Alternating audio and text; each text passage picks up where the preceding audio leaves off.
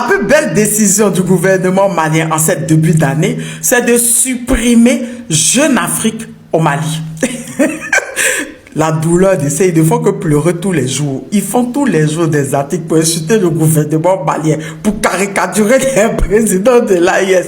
Ils ont même fait un article où ils ont dit comment faire pour contourner le système pour partir les lire. Qui veut vous lire? Personne ne veut vous lire. On est fatigué de votre propagande. Vieille Afrique terreau. Ils vont sortir un article encore pour nous dire ce que l'alliance militaire russe a vraiment coûté au Mali. Mais nous, on s'en fout. On n'a rien à foutre avec. Déjà, faites un article Jeune Afrique pour nous dire qu'est-ce qu'a coûté la présence de la France au Mali pendant combien d'années. Ils n'ont pas attrapé un terreau, ils n'ont pas attrapé. Même ce qu'ils ont fait à Bouti, ils n'ont pas pu assumer. Nous, on aimerait savoir combien ça a coûté au Mali la présence de la France au Mali. Nous, on aimerait bien savoir. Nous, on sait que la France était payée à des millions et des millions par jour. Oui, ils ont même pris l'hôtel à métier. Ils ont pris Nord-Sud en leur possession. Ils ont construit une grosse base vers l'aéroport de Bamako. On peut en parler. Combien a coûté la présence de la France pendant plus de 10 ans au Mali? Faites sortir cet article et vous et nous, on va parler. Parce que vous allez beau faire, le général Assimi Goïta ne va pas revenir sur sa décision. Vous êtes supprimé au Mali. Jamais vous allez revenir au Mali. Donc, à rapporter la paix au Mali, à unifier le Mali. Oui, eux étaient l'armée malienne, ils les ont soutenus là-dedans. On peut en parler parce qu'avec vous, la France, le Mali était divisé en deux. Avec vous, la France, le Mali était divisé en deux. Pendant qu'avec la Russie, le Mali a été unifié. Oui, ils ont pourchassé avec les FAMA. Eux sont avec les FAMA parce que vous avez refusé d'intervenir ensemble avec les FAMA. Oui, vous faisiez vos interventions à part. Pendant que eux, ils soutenaient les FAMA, ils sont avec les FAMA, ils soutiennent les FAMA. Ils ont pourchassé les terroristes qui les fait fuir. Ils ont récupéré le nord du Mali. On parle de Kidal, on parle de Tinzan-Waiten. Vous, votre présence a apporté quoi au Mali? Que dalle, rien. Eux, leur présence a apporté la paix au Mali. Est-ce que c'est la même chose? Je répète, est-ce que c'est la même chose? Vous allez beau pleurer, vous allez beau caricaturer les présidents de ces pays, vous allez beau insulter. Nous-mêmes, on dit qu'on est d'accord, on les soutient dans cette décision. Vous pouvez aller pleurer ailleurs, s'il vous plaît, vieille Afrique terreau. On en a marre de vos articles de propagande. On en a marre de vos mensonges. L'Afrique de maintenant n'est pas l'Afrique d'hier. Le Mali de maintenant n'est pas le Mali d'hier. Continuez de pleurer, ça peut que se limiter à là. Vous n'allez jamais revenir au Mali. Sur ce, je vous fais plein de bisous, vieille Afrique terreau. Les Africains qui sont là, qui disent « Vive les États-Unis », que oui, les États-Unis sont forts, ce sont les gendarmes du monde, qui disent même que nous, qui ne supportons pas les États-Unis, devons penser après, quand tout ça va se calmer, qu'on va aller demander visa aux États-Unis. Est-ce que c'est tous les Américains qui sont d'accord avec les frappes qu'il y a eu à Téhéran? Non. Il y a eu un sondage hier où on nous dit que c'est 27% seulement des Américains qui sont d'accord. Et le reste, ils ne sont pas d'accord. Vous légalisez que deux pays puissent quitter chez eux pour venir déjà un guide. Vous légalisez ça. Ils ont dit qu'il n'y a pas de démocratie en Iran. Mais c'est pareil qu'ils ont dit en Libye. La Libye est où actuellement depuis qu'ils ont déjà le guide libyen? C'est où actuellement? Est-ce que ça allait être normal que l'Iran pas attaquer les États-Unis ou même l'entité? Non, nous tous on allait condamner. Ils ont commencé qu'ils assument. Oui, ils ont cru que l'Iran était faible. l'Iran était de leur démontrer que même si les guides à déjà, eux, ils ne sont pas prêts à capituler.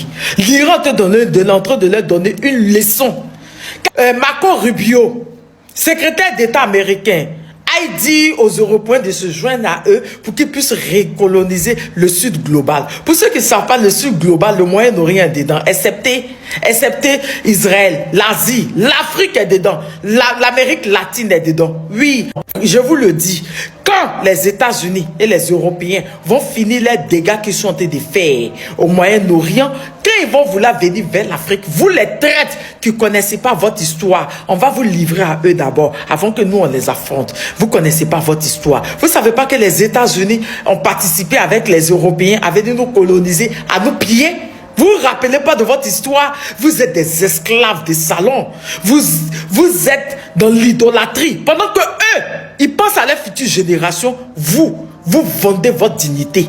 Vous êtes au visa. Est-ce que vous pensez à vos générations futures? Vous pensez à vos descendants? Est-ce que vous pensez à eux? Des personnes qui parlent de récolonisation, qui pensent à leurs intérêts, vous les soutenez? Ce que l'Iran a été de faire, c'est une leçon. Oui, ça sera écrit dans l'histoire. Malgré que les guides à Dja, ils sont en train de démontrer qu'ils ne vont pas capituler. Ils sont en train de démontrer que eux, ils peuvent tout gâter dans le Moyen-Orient. Oui, même s'ils perdent, mais ils ont démontré quand même qu'ils tiennent. C'est dans ça qu'on est. Mais vous les indignes, fils africains, préparez-vous. Parce qu'ils vont finir là-bas, là. Qui vont venir? Nous, on va vous livrer en première. Nous, on ne veut pas de traite parmi nous. Nous, on ne veut pas de traite. Vous qui vendez votre dignité juste pour des visas, juste pour des passeports américains. Nous, on ne veut pas de vous. Parce que là, on parle de la survie de notre race.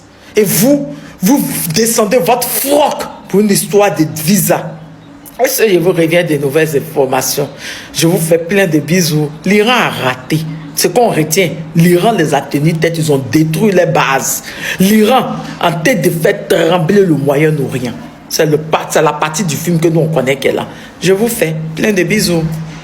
Le discours de Donald Trump ce matin, après la frappe conjointe de l'entité et des États-Unis à Téhéran en Iran, il disait que jamais ils vont permettre à l'Iran d'obtenir le nucléaire. Il y a quelques jours, il disait aussi que l'Iran a fabriqué des missiles qui peuvent aller jusqu'en Europe et qui sont des fabriqués aussi même pour partir jusqu'aux États-Unis. Et oui, écoutez très bien, écoutez-le. Il a parlé de l'Iran, effectivement, et de ses menaces réelles, selon lui. Ils ont déjà développé des missiles qui peuvent menacer l'Europe et nos bases à l'étranger. Et ils travaillent à bâtir des missiles qui pourront bientôt atteindre les États-Unis. Après Midnight Hammer, ils ont été avertis de ne plus tenter à l'avenir de reconstruire leur programme d'armement, en particulier en matière d'armes nucléaires. Et pourtant, ils continuent, ils recommencent tout depuis le début. Nous avons tout anéanti et ils veulent tout recommencer encore une fois. Voilà. Quand tu regardes tout ce qui se passe, la situation géopolitique au Moyen-Orient, tu constates que l'entité et les États-Unis s'acharnent sur l'Iran. Ils ne veulent pas que l'Iran ait le nucléaire. Juste parce qu'ils savent que l'Iran a des scientifiques et des chercheurs qui peuvent créer des armes redoutables. Ils ont juste peur que l'Iran soit le pays le plus armé, la puissance qui a plus d'armement dans le Moyen-Orient, qui va dépasser l'entité. C'est juste ça. C'est juste ça. Parce que on ne comprend pas. Pourquoi empêcher l'Iran d'avoir le nucléaire? Pourquoi parler tout le temps de l'armement que l'Iran crée? Pourquoi? Donald Trump a dit dans sa vidéo que l'Iran a de créer des missiles qui vont partir attaquer tous les intérêts qui sont aux alentours. C'est ce qui est en train de se passer aujourd'hui. Oui, ce que l'Iran est en train de faire aujourd'hui, c'est pas possible. L'Iran est en train d'attaquer la base qui est à Abu Dhabi, aux Émirats Arabes Unis, au Qatar, au Bahreïn, même l'entité. Ils sont en train de bombarder l'entité. C'est un truc de dingue. C'est-à-dire que ils ont dit qu'ils allaient donner une très bonne leçon à ces deux entités voyous. Et c'est ce qu'ils sont en train de faire. Et Donald Trump avait raison. Ils ont créé des armes, des missiles qui peuvent aller jusqu'à aller bombarder les bases qui sont au Moyen-Orient. On comprend pourquoi ils ont peur de l'Iran. Parce que s'ils laissent l'Iran avoir le nucléaire, l'Iran sera le pays le plus puissant au Moyen-Orient. Et ils ne veulent pas parce qu'ils ne parlent pas de récolonisation. Ils parlent de recoloniser le sud global. Et l'Iran fait partie du sud global. Eh oui, l'Iran fait partie du sud global. Donc ils ne veulent pas ça. Ils sont dans une histoire de domination. Ils sont dans une guerre impérialiste. L'Iran ne va pas se laisser faire. Sur ce, je vous reviens de nouvelles informations. Je vous fais plein de bisous.